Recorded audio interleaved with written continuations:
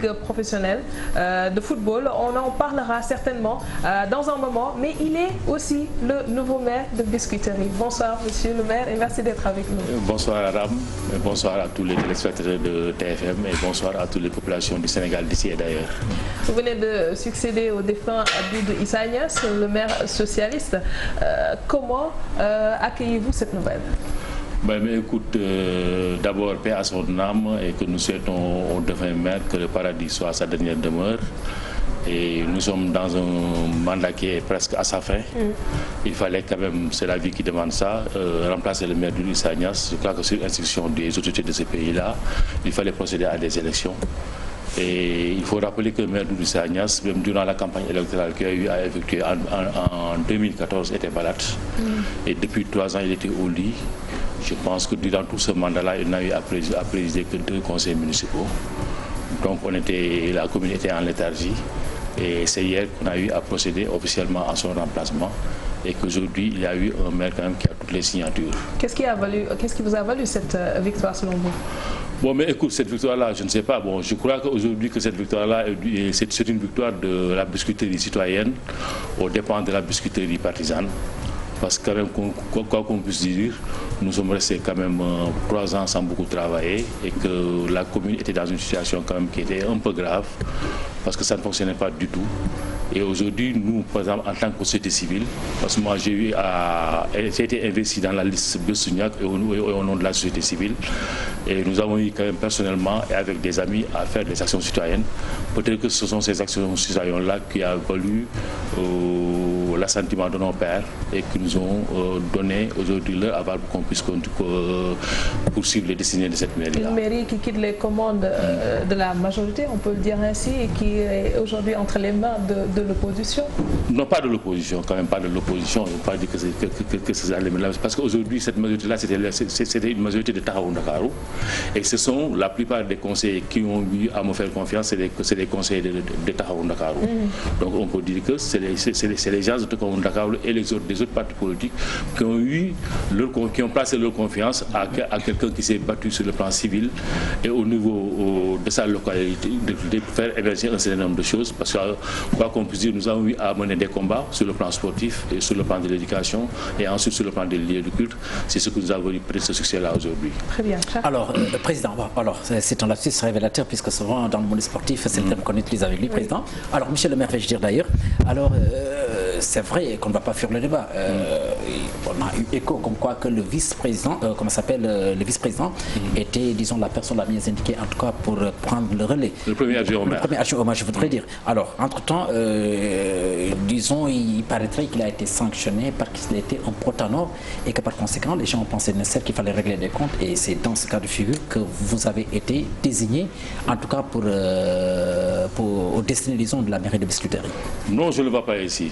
Objectivement, je ne le vois pas ainsi. C'était le premier adjoint. Et il faut savoir que nous avons commencé notre mandature en 2014. Et 2014 jusqu'à maintenant 2019, ça fait plus longtemps, c'est 5 ans pratiquement. Et 5 ans sont écoulés, on a appris à se connaître. Puisqu'on a appris à se connaître, il fallait quand même confier à quelqu'un la mairie. C'était une commission. C'était facile de le faire? Non, ce n'était pas facile parce que quand même, nous sommes des amis et nous vivions ensemble, on se côtoie. Mais peut-être que les gens ont eu une confiance, peut-être à ma personne, ça ne veut pas dire que Ndiaga, on l'a sanctionné. Je ne le pense pas. En tout cas, certains le voient de la sorte. Et ensuite, ma proximité avec les populations ont joué. Et ensuite, peut-être que j'ai une certaine notoriété sur le plan sportif et dans d'autres domaines qui ont fait en sorte que les gens, mes actions ont eu plus de visibilité. Mais je ne pense pas que ce soit une sanction politique pour le parti. Alors, vous arrivez en fin de mandat, Aram, s'il vous plaît, vous arrivez, disons, en fin de mandat. Certainement, il y a des urgences à régler. Quelles sont, à votre avis, ces urgences? Il y a beaucoup d'urgences, c'est ce que je viens de dire. On n'est pas dans la normalité. Bon, comme vous voyez aujourd'hui, nous sommes au mois de novembre. L'école est ouverte depuis le mois d'octobre. Les enfants n'ont pas encore reçu leur cahier, leur gomme, leur craie. Ensuite, il y a beaucoup de choses qu'on devait faire, on ne l'a pas encore fait. Donc aujourd'hui, les urgences, elles sont énormes. Donc la première urgence aujourd'hui, c'est l'éducation. L'environnement de Biscuiterie, pour ceux qui connaissent Biscuiterie quand même, c'est pas grand. C'est 2 km². Ensuite, Biscuiterie, c'est après, officiellement, c'est 70 000 habitants, mais je pense que Biscuiterie, aujourd'hui, si réellement, nous tournons autour de 80 000 à 100 000 habitants. Donc aujourd'hui, l'environnement de Biscuiterie même laisse à désirer. Je pense que c'est un domaine où nous devons attaquer, au moins essayer de rendre Biscuiterie propre. Je crois que c'est le minimum que l'on peut faire. Est-ce que vous avez les moyens pour faire cela? Bon, je pense qu'aujourd'hui, même si on n'a pas ces moyens, je crois qu'on doit avoir la volonté. C'est une vision. Voilà, c'est une vision, il faut avoir la volonté, il faut se lever, il faut balayer devant sa propre porte, balayer devant sa propre maison, balayer dans sa rue, et maintenant chercher les moyens de transporter ces ordures-là ailleurs. Et je pense qu'aujourd'hui, si on prend contact avec le ministre qui est chargé de ce domaine-là, l'État va nous aider, et ensuite, on va puiser dans le budget de la commune pour essayer de voir comment régler ces problèmes-là. C'est des choses qui n'attendent pas. Alors, on peut parler de sport maintenant, cher C'est comme vous voulez, oui. Vous êtes également le président de l'ASC Niary Tally. De NGB Niary Tally, qui est en Dakar, Biscuiterie. La précision est de détail. 10 ans dans la Ligue Pro, oui. Quel est le bilan que vous en tirez? Bon, un bilan extrêmement mitigé, extrêmement difficile. Bon, si je prends le bilan de NGB, je peux dire que le bilan de NGB est un bon bilan. Parce que NGB a quitté le mouvement Naïtan. C'était un club de national populaire qui a eu à faire ses partitions au niveau du mouvement Naïtan. Et nous avons intégré le football national. Aujourd'hui, 10 ans. Ce que nous avons fait 10 ans dans l'élite et en première division, je pense qu'aujourd'hui c'est le Giraffe et le Casport qui l'ont fait. À part ça, c'est NGB et tous les condamnés. Donc aujourd'hui, dans tout ce plan-là, on peut dire qu'on est constant et on est toujours dans l'élite.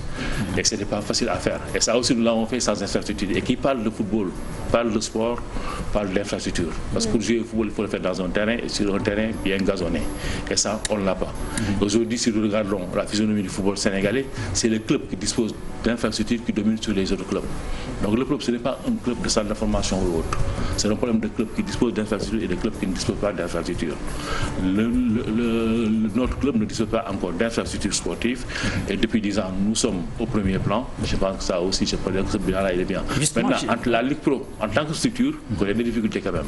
Ouais. Alors, en attendant de revenir peut-être sur, disons, la Ligue de football professionnel, puisque vous avez été à un certain moment une voix discordante, puisque je vous ai lu dans une interview dans laquelle, en tout cas, vous avez un tout petit peu tiré sur la sonnette d'alarme pour demander à ce que véritablement que les gens s'asseyent autour d'une table et que se disent les vérités dans le blanc de l'œil.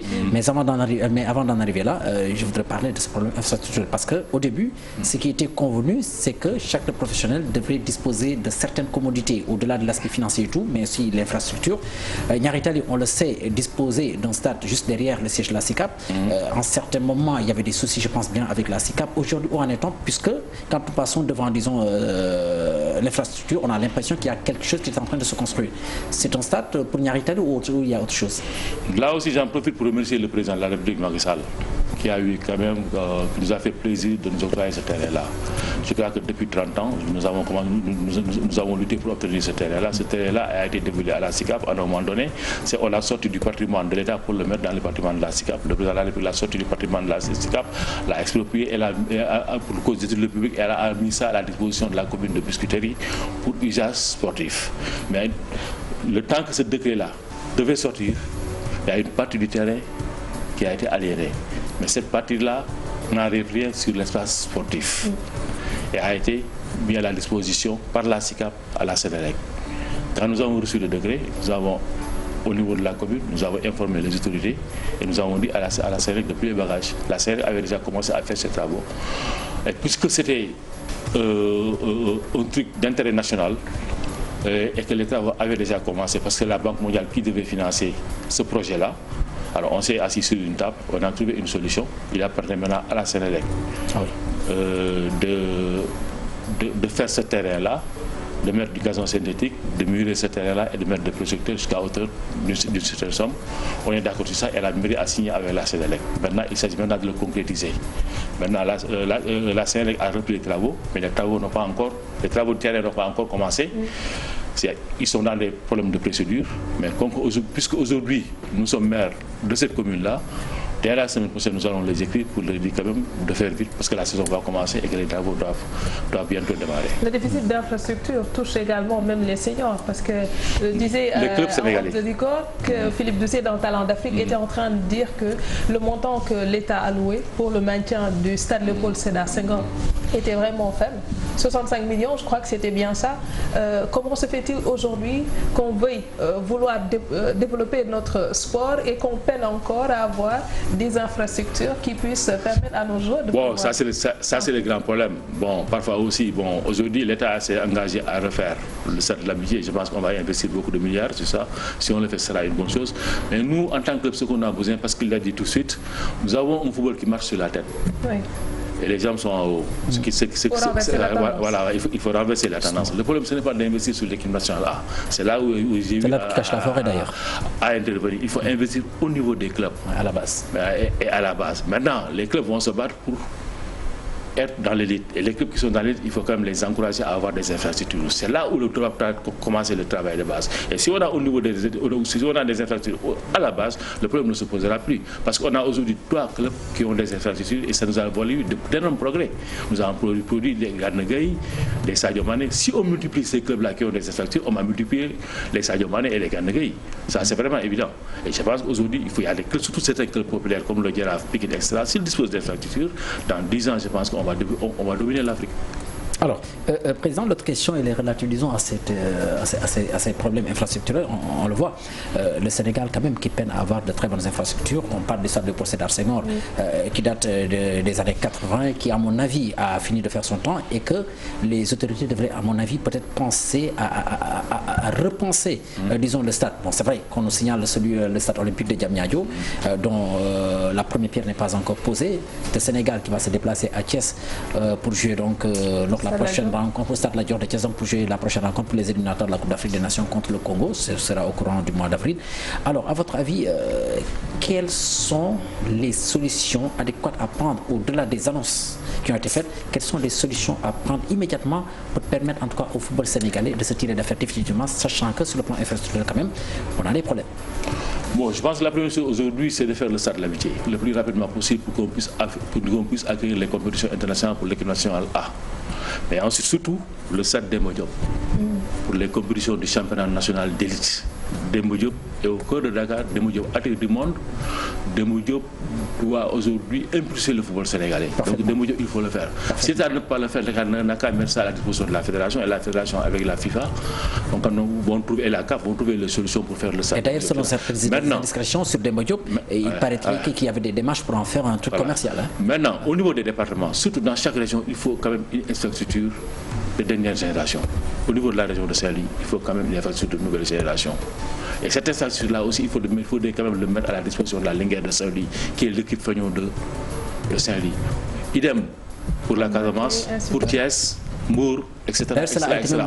Cherchez 8 régions, 8 départements phares dans ce pays-là où il faut mettre des infrastructures de 15 000 à 10 000 places. Pas des infrastructures de 3 000 places ou de 2 000 places. De vraies infrastructures. Et maintenant, laissez maintenant aux sportifs le soin de rentabiliser ces infrastructures-là. Il ne sert à rien de faire un stade de 60 000 places et ne pas pouvoir le rentabiliser. Et l'État va mettre, comme elle vient de le dire, un budget pour entretenir le stade. Est-ce que maintenant ce n'est pas le modèle de gestion même de nos stades qui pose problème, sachant que très souvent les stades sont confiés, disons, à l'armée, à la gendarmerie pour sa gestion, alors qu'on peut faire un appel d'offres permettant à des privés d'occuper les choses et de rentabiliser les infrastructures par exemple? C'est une des parties des problèmes. C'est une partie des problèmes. Aujourd'hui, dans ces pays-là, quand on fait une infrastructure, on veut le démocratiser. On veut que tout le monde s'approprie cette infrastructure et tout le monde y trouve son compte. C'est pas possible.